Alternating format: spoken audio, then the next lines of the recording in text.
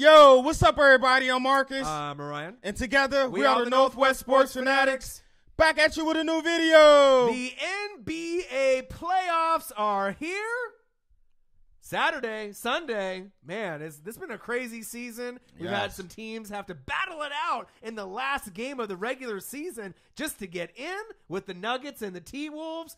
Man, I'm ready for the NBA. I'm really ready for the NFL, but the NBA is here, so we got to deal with that. Yeah, this is a real exciting time for all NBA fans. Yep. But then it's a kind of a sad time because after the NBA is over, then there's no football. Right. Transition to baseball, maybe a little bit more. Well, we got baseball. Of course, we still got baseball, but it's not the same with, we just came from college basketball, college football, NBA, and NFL going at once, and then now they all gone. Right. So today we're going to do two videos. We're going to do the Eastern Conference matchups, times, games, and predictions, as well as the Western Conference. So all right. Eastern and Western. Yeah, we're going to do the East and the West side, but before we get into these matchups. Right. Make sure you subscribe to our channel. Hit the thumbs up for your boy. And let's get right into the matchups. Let's start off with the Eastern Conference. Yes, we're starting off on the Eastern Conference, and first off, congrats to the Toronto Raptors for locking up the 1 seed. They did it a while back. Right. Also, great job by Coach Casey out there.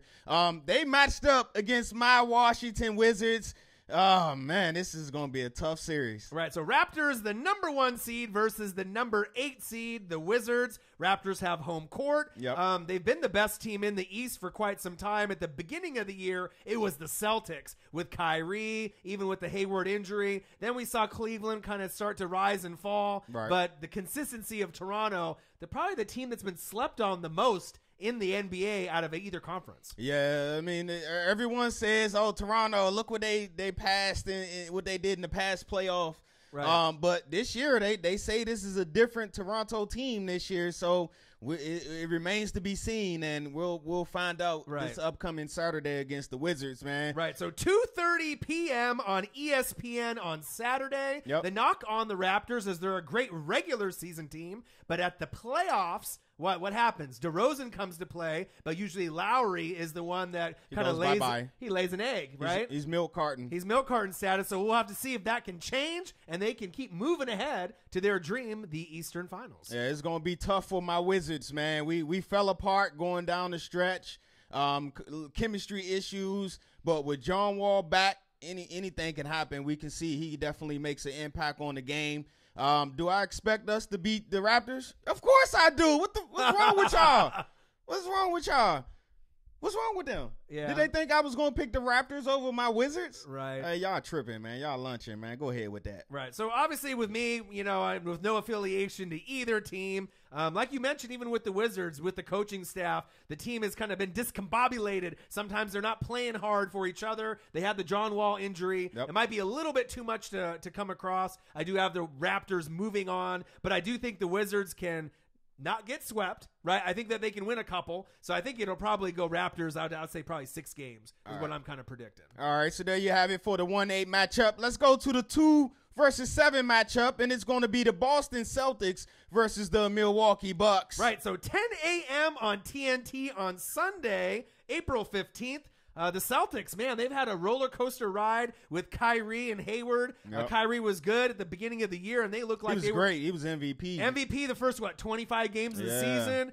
They looked like they were in the Tatum's progression was great. Yep. Right. Jaylen Brown was looking pretty nice as well. Yep. But with the injuries starting to catch up, Kyrie actually out for the year. So now that the Celtics were one of the favored teams, Milwaukee Bucks are probably licking their chops right now with Giannis, probably thinking they actually have a shot, even though they don't have home court. Hey, what a great year by Boston, of course, with the injury, how they started out to have to rebound and then went on, I think it was a 16-game or 17-game winning streak. Right. That firmly established them as one of the better teams in the East. But then Kyrie went down. And then so now it's kind of like, oh, what's going on? But Rozier has came to play since Kyrie has been injured. Still a top 5 defensive team in the NBA.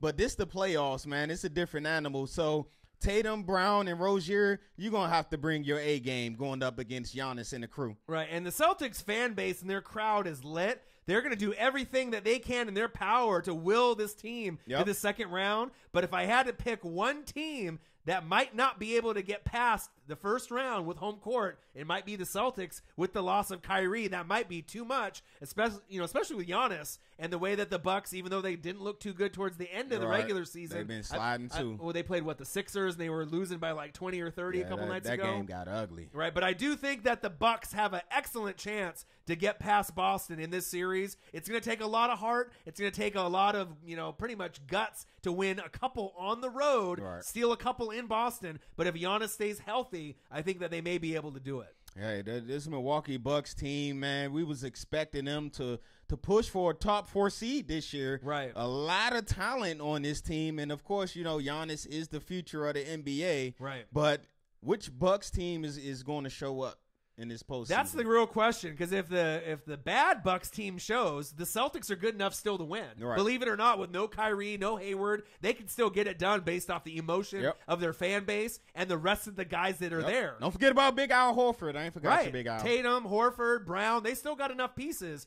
But which team, like you said, are we going to see? But if there's one team that might miss their superstar a little bit more than others, it could be that Boston Celtic team. Yeah, I do agree. So in that series, who you taking?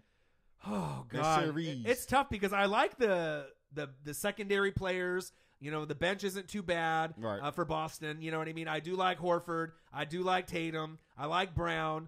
But like you said, I don't really know what Bucks team we're going to see. It's a real big question, because if it's a Bucks team that's rolling, even though they're in that 7th seed, I would be like, all right, Bucks all day with Giannis.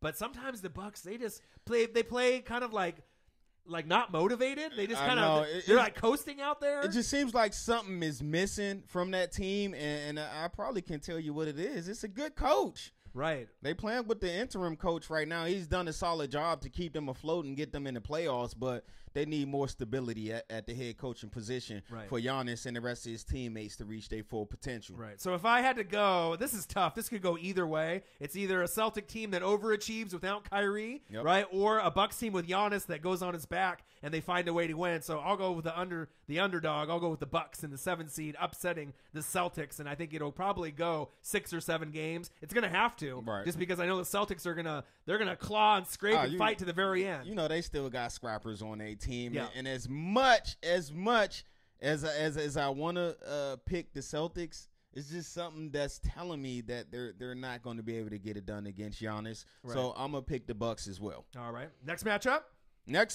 we're going to go to the 3 versus 6, and it's the the red hot Philadelphia 76ers versus the Miami Heat. So the 3 seed of the Sixers, 16-game win streak, I believe. Streaking. The hottest team in the league, and it's never been done where a team has won its last 16 games of the regular season in NBA history. So it's a great time to get hot, a great time to be Ben Simmons, to be in that NBA Rookie of the Year, conversation with obviously Donovan Mitchell, Tatum, Kuzma. I mean, there's a lot of great ones in there. Miami Heat has been kind of rolling too. They haven't been looking too bad for a 6 seed. That's going to be on Saturday, 5 p.m. on ESPN. Hey, the Sixers, they started from the bottom, now they're here. Man. Started from the bottom, now the whole team. Hey, you went from number 1 pick to 50 wins. Right. One of the things that I like about them is from day one, Coach Brown, you stuck him with a crappy roster, and he was getting 10 wins, under 10 wins, 10 to 15 wins for a while. You stuck with him. I seen it. I said, this guy is a good coach. He just needs some players. Trust the process. And you gave him some players, and look what he did. He helped you guys get a 50-win season. 3rd in the East. So shout out to Coach Brown, man. You by far my coach of the year for this year. Right, and Markelle Fultz got the triple-double, obviously, last night, and he's the youngest player ever in NBA history past Lonzo Ball, who did it earlier, obviously with his little, I don't think it was too big. It was like maybe like 12, 10, and 10, I believe. It was lower. It wasn't really like 20, 16 and 15, anything like that. Right. But it's good to see Markelle Fultz actually do something. Of course. Because, you drafted him number 1 over Lonzo Ball, so you got him. Embiid is coming back with the mask and the injury, right? Ben Simmons is arguably one of the best players in the NBA all around that we've seen in years. Right. And they're on that hot streak. Man, I think a lot. Hey, you know I'm rooting for Fultz, man. He from Right. the DMV. Right, I am too. I gotta root for all DMV area natives, man. Right, and they say Do he your lost thing. his shooting touch, right? But he's starting to It get look it like back. it's coming back. Right. That's the main thing that I wanted to see him when he plays is how that stroke look. I mean, it still looks like it's a little hitch there, but it looks 100% better from the earlier videos that we seen that got leaked out. I just wish Embiid was 100% healthy. Then you I can, know. and then you can get sort of the people on the bandwagon and say, "Hey, this Sixer team could make the Eastern Finals Yep. and maybe even represent the East." As crazy as that sounds, with LeBron, playing all 82 games, it's usually LeBron's year in and year out. But could this be the year that a team like the Sixers gets past some of the other foes? We don't know yet. Hey, all good things come to an end, Yeah, man. so- And on the Heat, to me, Coach Spoelstra is the most underrated coach in the NBA. He's up there. He does it every year, but then you look at his roster, you're like how's he getting this done? Right. Dragic, Whiteside, those are kind of their main studs. I mean, they're great players, but Right. I mean, come on, man. Besides, take D Wade out. Right. How many players can you name on Miami Heat? Right. Dragic, Whiteside, D Wade. And Winslow. I can name more. Yeah, we can name them. Winslow. You got James Johnson. You got Right. Richardson. You got Tyler. I can go on and on. Right. Kelly Olynyk. I know their roster, but he gets the most out of his talent, and that's why I think he's one of the more underrated coaches in the league. But who you got winning this series? Oh, Sixers, hands down. Trust the process. I Yep. mean, even if they weren't on a 16-game win streak, regardless if Embiid was there or not, too much Sixer power, too much Ben Simmons. They just got too much of a hot thing right now. Right. And I don't think a sweep, but I definitely think the Sixers have the ability to win in 5.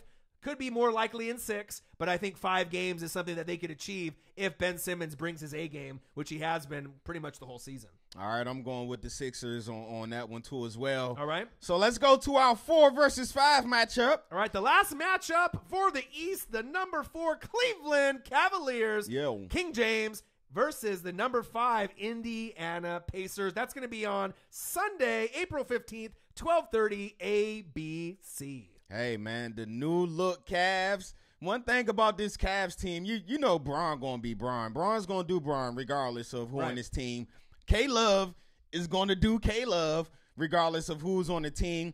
But these new cats, the Clarkston, the Hood, the Nance, hey, it's the playoffs, baby. I'm interested to see how they going to perform when the big lights come on. Right, so we already know LeBron played all 82 games for the first time in his career. This is his 15th season, so all you Man. LeBron haters, quit it. All right, this guy is the best player in the NBA. He's been the best player, but sometimes being the best player in the NBA won't bring you a ring at the end. Right. And this year, Golden State Warriors, Cleveland Cavaliers, they're not looking too hot.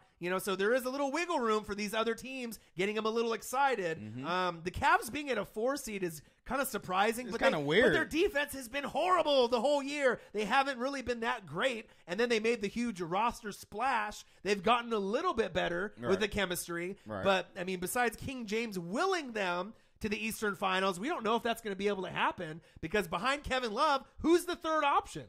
Who is it really? Who's going to be the third guy that's going to give them consistent points and defense every game? We don't know. But they got a nice collection of veterans. George Hill, they still got JR, Right. Tristan Thompson, Right. So I look for Rodney Hood. That's my guess. Either Rodney Hood or Jordan Clarkson. I think to Clarkson. I think become with his that energy. consistent third scorer. Yeah. Y'all let us know. Comment below who's going to be that consistent third scorer for Bron in the playoffs this And year. don't sleep on Indiana Pacers. They're Oh, one of no. those teams that you kind of take for granted. Oladipo is arguably one of the most improved players in the entire league. He is the most improved player in this league, and he definitely got my vote for this year. Him, Clint Capella from Houston, Steven Adams. I mean, there's a couple guys in that circle that you could say. But Oladipo is getting the playing time, showing what he can do, right? Going from team to team. He didn't really have a good fit with the Thunder. Now he's the man in Indiana. And if Indiana beats Cleveland for the first time in years, I could see it possibly happening, but the thing is I'm not sure if they can win on the road. I think they can win at home. Right. But just winning those games in Cleveland with the Cleveland crowd, LeBron James, you know he's going to get a triple-double in at least a couple of those games and will his team to victory. So I think this game could go quite a bit longer and deeper than most people are thinking. Hey, what Lance going to do? He's definitely going to blow in some ears. You know that. Hey, Lance, what you going to do out there, man? Born ready? Right. That's my guy. I like Lance, right. man. So even though this is going to be a close series for me, if the Pacers end up pulling off the upset, Right. I would not be shocked, right? Because Cleveland hasn't been really that great. But I think if Cleveland's going to lose, it's not going to be in the first round. So I think they're going to get pushed to 7 games, but I think Cleveland will be able to find a way. I think Indiana will play better than expected, Right. but I think 6 or 7 games, Cleveland's going to end up advancing to that next round. That home court will pay dividends going for, pretty much moving forward in the Eastern Conference. All right, and I'm going with the Cavs on this as well. So there you guys have it, our Eastern Conference playoff preview. And predictions. Comment below. Let us know who y'all think going to win these matchups, who you think going to win it all in the East. Let us know your East representative going to the NBA Finals this year. Comment that below. I mean, there's a few teams that I think the NBA would like. Obviously, Cavs with LeBron James. Raptors getting some love from, obviously, Canada if they can get it done. But I think the single team that the most teams and most players and fans want to see, whether you want to admit it or not, is Embiid, Simmons, and the Sixers. Because if they go against Houston or Golden State or another team, they're going to draw ratings. And I think they'd be fun to watch. I mean, that's me personally. Right. I don't know about you, but Sixers, we'll see what they can do. All right, we'll be back at you guys real soon with the Western Conference preview. All right, make sure you subscribe to our channel. Hit the thumbs up for your boy. And we'll be right back at you with the Western Conference preview and predictions. I'm Marcus. This is my guy, Orion. Only got one question for you. Who you know talk sports like us? Northwest Sports Fanatics. Ben Simmons. Playoffs. He's the truth.